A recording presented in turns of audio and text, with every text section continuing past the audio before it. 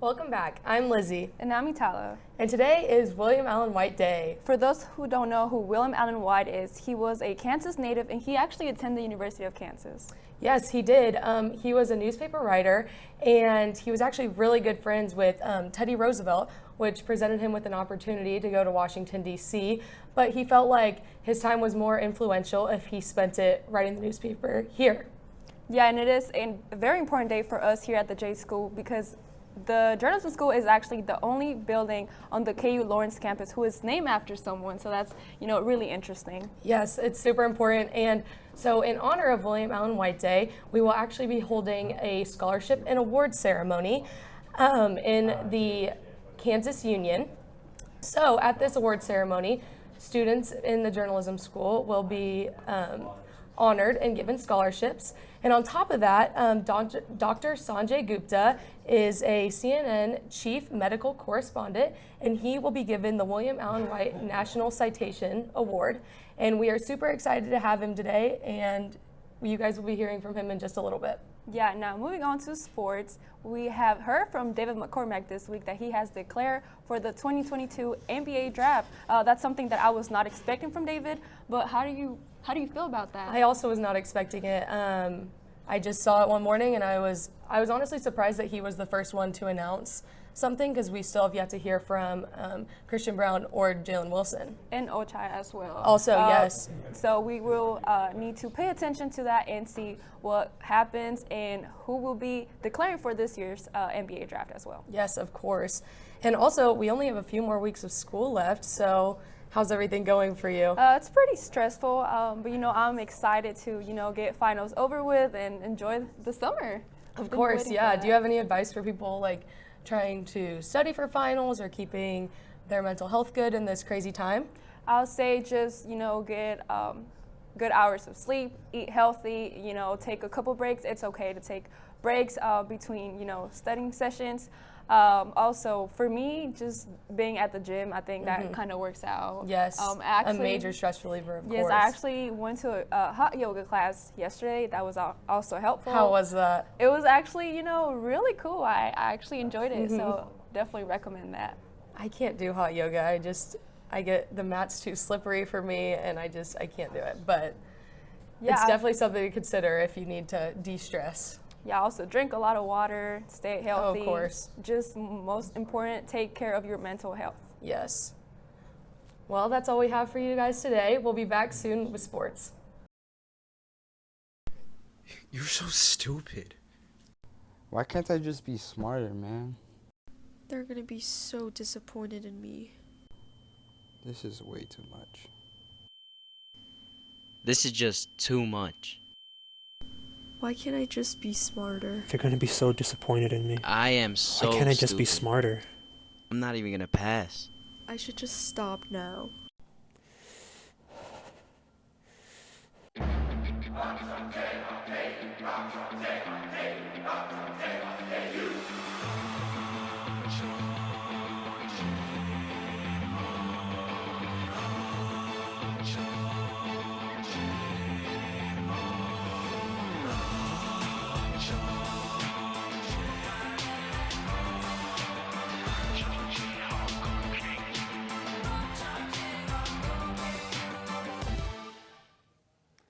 Welcome back, and today we have one special guest, our 2022 William Allen White National Citation recipient, Dr. Sanjay Gupta.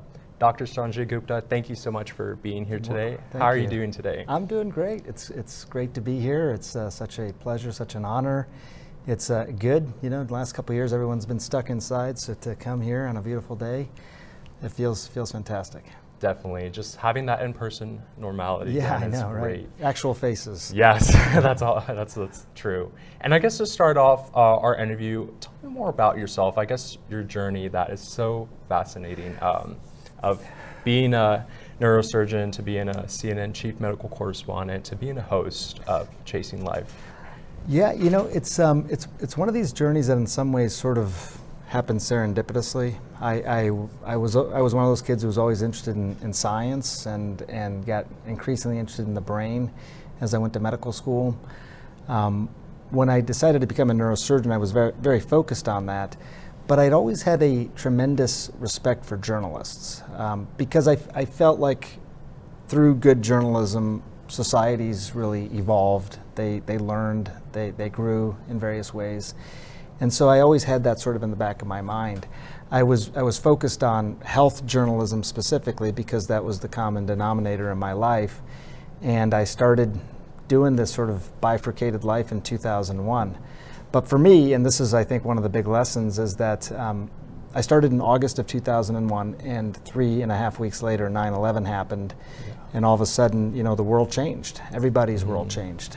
And instead of covering specific health policy topics, I started covering all sorts of different stories, including conflicts and natural disasters and outbreaks and things like that all over the world. So that's sort of how it came together, you know, and I've been doing it for 20 years now. So I wasn't sure if it was going to work in the beginning, but so far so good.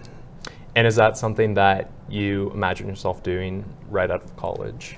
No, I really didn't. I mean, out of college, I thought it was going to be pretty straight and solely medicine, and increasingly interested in brain surgery. But I was always interested in health policy, like just how does a country create its health policies? What do they value? How do they value things? And I think a lot of that was to be determined through how we administer health. So I knew that was in the back of my mind, that it would translate into journalism or broadcast journalism. That wasn't really something that I had even thought about at that point. I think it was more a question of just keeping your eyes and ears open, and when the opportunities presented, to make sure you didn't let them slip by. Right. So you mentioned right now that a lot of the medical work that you've done has translated into your journalism work, and how has that been? Yeah, you know, it's kind of it's interesting. It's sort of both ways. I think, you know, I continue to practice medicine. I was operating this week. You know, I think when you're still in that environment, you got your thumb sort of on the heartbeat of that sector of society, medicine. I think it really does inform my reporting. You know, I learn things, I know things. I'm around people who are constantly teaching me. But I think it goes the other way as well. I think being a journalist in many ways has made me a better doctor. Sometimes doctors are accused of not spending as much time really understanding the story of their patients. That's true. I care deeply about that. I teach my medical students and my residents to tell me the story, not just the diagnosis, but the story, because I think a lot of our learning comes in those stories. So they've informed each other. Okay. And I guess with all the coverage that you have done, I've seen some of the coverage from your 2004 coverage of the tsunami in Sri Lanka to being a trusted role of covering the COVID-19 pandemic. What would you say is your most memorable story that you have done? That's a good one, Johan. You know, I've been doing this for a long time. You know, I think that for me, probably even before Sri Lanka, even before that tsunami in South Asia, I think when I first covered a war, I think that was probably the most memorable. Like most people, I think I had watched things on television. I had seen the green lights on the screen, and to be honest, I didn't even know what I was looking at. Were those bombs falling, or were those missiles rising? What was that? But I knew that there were people getting injured in those situations, and that there were people who were then rushing in to help them, risking their own lives to do so. And I just thought that was the most human of all stories. The idea that today I will risk my life to save yours. A total stranger, because that's what we humans do. It was so human. And in those situations, oftentimes, because I am a neurosurgeon, I was asked to literally take off the journalist cap, put on a surgeon's cap, and operate, because there weren't neurosurgeons in the field at that point. That was really memorable. I mean, you develop friendships and relationships with people that are so powerful. Some of my best friends, some of my strongest friendships have come in situations that have been really difficult situations. It really fortifies a friendship. So I would say that, covering conflicts and natural disasters. Yeah, of course. And I guess that's really a great advantage that you have that component of being a neurosurgeon and a journalist, so you can kind of switch on both when it's necessary. Yeah. And I guess in that aspect, I recently saw one of your stories about a Texas doctor who risked his life to save people in Ukraine. And I saw that story that you really reflected your own life on that doctor's life, and really telling that story, really getting that big component. And I know that a lot of students here are trying to really tell that story. And I guess, what would you say is the biggest component of a story? Yeah, the story that you're mentioning of Yeah. Monzer Yazji, he's a doctor who is Syrian. He's been going to Syria 30 times since 2011, since the conflict started. And it's dangerous, but he's exactly the person I'm describing, the one who will risk their life to take care of someone else. As far as it's an interesting question you're asking. Like, what is the most important component of this? I really do think that being on the ground in those situations is important. I think there's a lot of reporting that happens from afar, and that can be valuable. But there's a lot of times I'll go into a situation, I may be going to Ukraine this weekend, where I don't really know exactly what I'm going to see, what I'm going to find. Right. I'm kind of walking in tabula rasa a little bit, clean slate. And I think it's really important, because if you go with too many preconceived notions, I think it really influences your reporting. Being on the ground and allowing yourself some time to just absorb it, take it in, make your own notes, just based on your own evidence and what you're seeing and what you're experiencing, I think is really important. So as much as you can, go to the story. There's a lot of people who are going to analyze this. There's going to be geopolitical analysis that's going to be going on. But being on the ground, I think there's very few substitutes for that. Of course. And I guess another thing that I like to ask is, what would you say is the most positive aspect of your career and negative aspect? Had to add that second part in, huh? Yeah. Yes. I mean, look, I think as far as the journalism part of my life, and again, I preface by saying I've been doing this a long time, so maybe I'm entitled to be able to have these reflections, but if you're a curious person about the world, being a journalist is the best job in the world. Yeah. You continuously satiate your curiosity. Like, I often tell my own kids, who are not that much younger than you, by the way, that I would do this even if it weren't a job. I would love to go into these situations and just meet these people.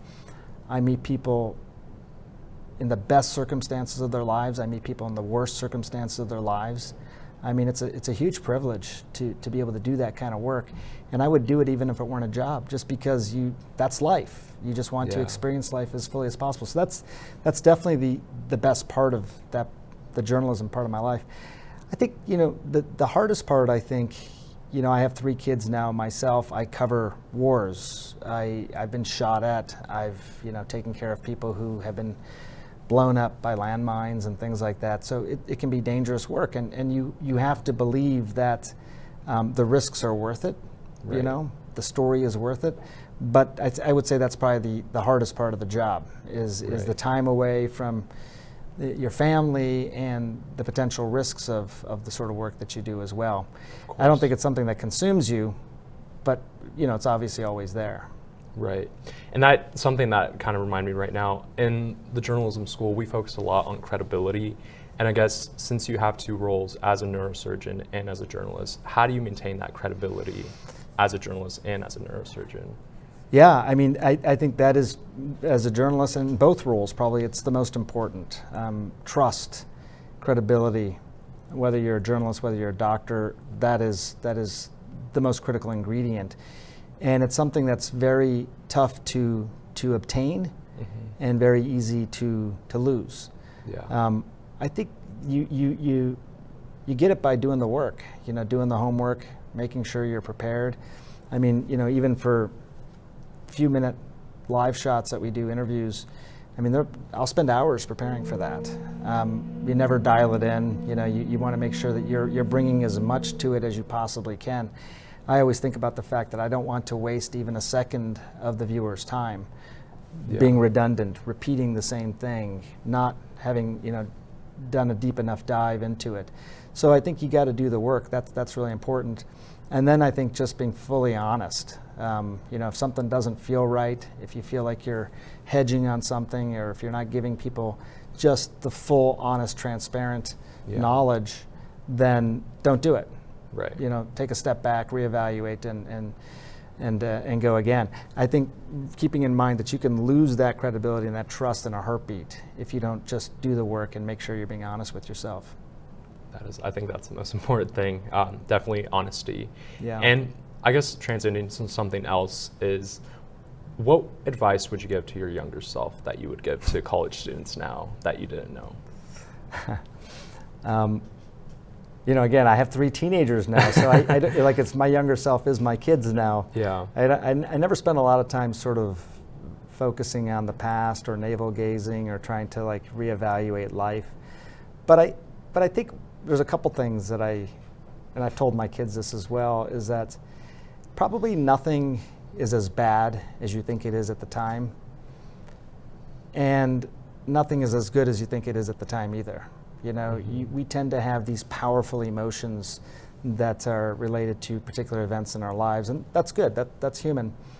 But, you know, there's times in your life when you think this is the worst thing that could have possibly happened, and it almost assuredly is not.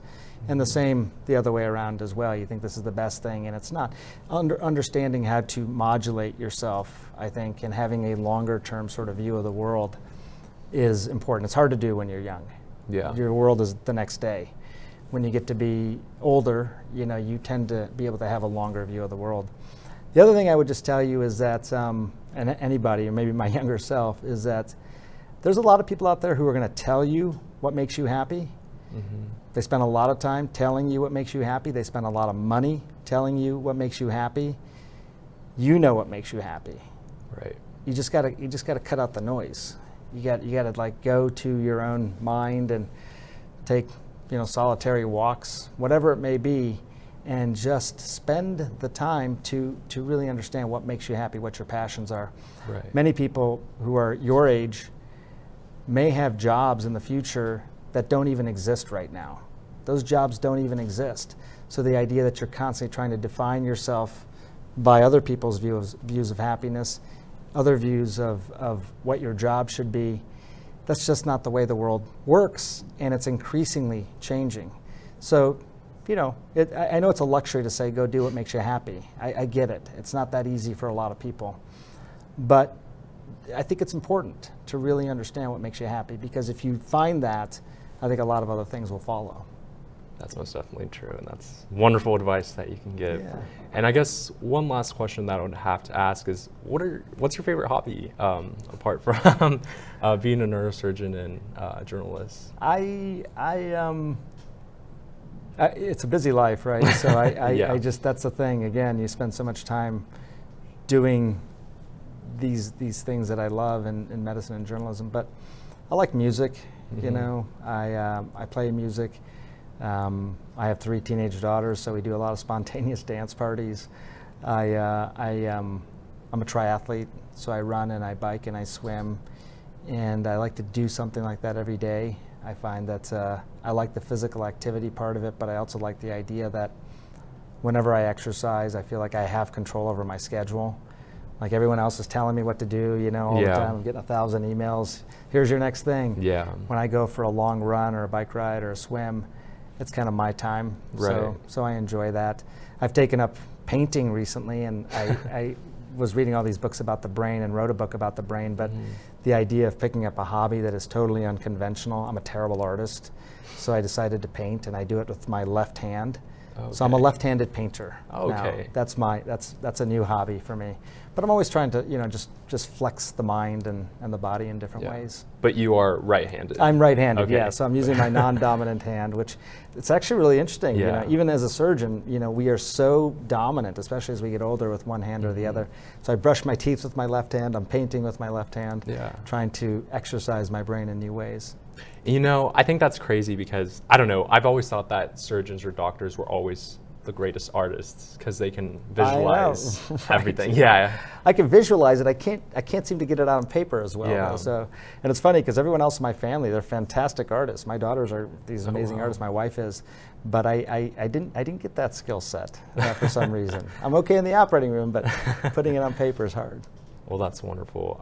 Thank you so much for having us Thanks, here. Johan. It was a wonderful interview. You I were enjoyed it a great, lot. by the way. Thank you so You much. have a bright future in this, I can Thank tell. you so much. I enjoyed all the advice that you gave, and it was Thank a you. wonderful time. Appreciate it, Johan. We will be right back. Thank you so much. From adversity, we rose. We made history and became pioneers, voyagers, champions, Jayhawks. And when our chant rises, haunting and hallowed, Jayhawks are telling the world what's near. Victory. Welcome back. I'm Grayson. And I'm Chloe. This is your Thursday Good Morning KU News Update. The Russian military continues to take control of eastern Ukraine. Nearly 2 months into the invasion, forces have declared victory in Mariupol, despite more than 1,000 Ukrainian fighters remaining in a metalworks factory. Russia is attempting to link up with Crimea, a region they annexed in 2014. The man who was convicted of rape in Lawrence 3 years ago before being granted a new trial is now suing the state of Kansas. Albert Wilson was sentenced to more than 12 years in prison before the State Court of Appeals returned the case to Douglas County. The district attorney later opted not to retry the case, and Wilson went free after more than 2 years in prison. Douglas County sheriffs arrested a man who brought a profane sign to last night's county commission meeting. According to the Lawrence Journal-World, the man arrested is a frequent anti-mask protester who is facing additional felony charges in other incidents. A federal court ruling in Florida on Monday dropped the mask mandate for airplanes and other public transportation. The judge said the mandate was unlawful because it exceeded the statutory authority of the U.S. Centers for Disease Control and Prevention. Just last week, the CDC had extended its mandate through May 3rd. And on campus, masks are no longer required on buses. KU transportation officials encourage riders to refer to the Lawrence Douglas County Public Health website for the most accurate information, but said that as of Tuesday, masks are now optional on all KU buses. The KU basketball season officially wrapped up last weekend with the team's banquet in Allen Fieldhouse. Seniors Ochai Abachi, David McCormick, and Mitch Lightfoot were named co-winners of the Danny Manning Mr. Jayhawk Award. Head coach Bill Self called the night the icing on the cake. And for more in sports, let's toss it over to Riley. Thanks, Chloe. The baseball team beat Texas Southern 16-5 yesterday afternoon at Hoagland Ballpark. The Jayhawks are now 16-20 for the season and will host Oklahoma this weekend. Sophomore Maui Ahuna continues to crush opponent pitching and is now batting .416 for the season. The softball team lost its 4th game in a row last night in Wichita, making KU 14-26 in the season. They will host North Texas this weekend before facing the #1 team in the country, Oklahoma, the following weekend. Lastly, the tennis team beat K-State 4-0 to close out the regular season and finish 14-9 overall and 3-5 in the Big 12 Conference. The conference championship begins tomorrow in Fort Worth. That's all we have for this show. Thanks for tuning in.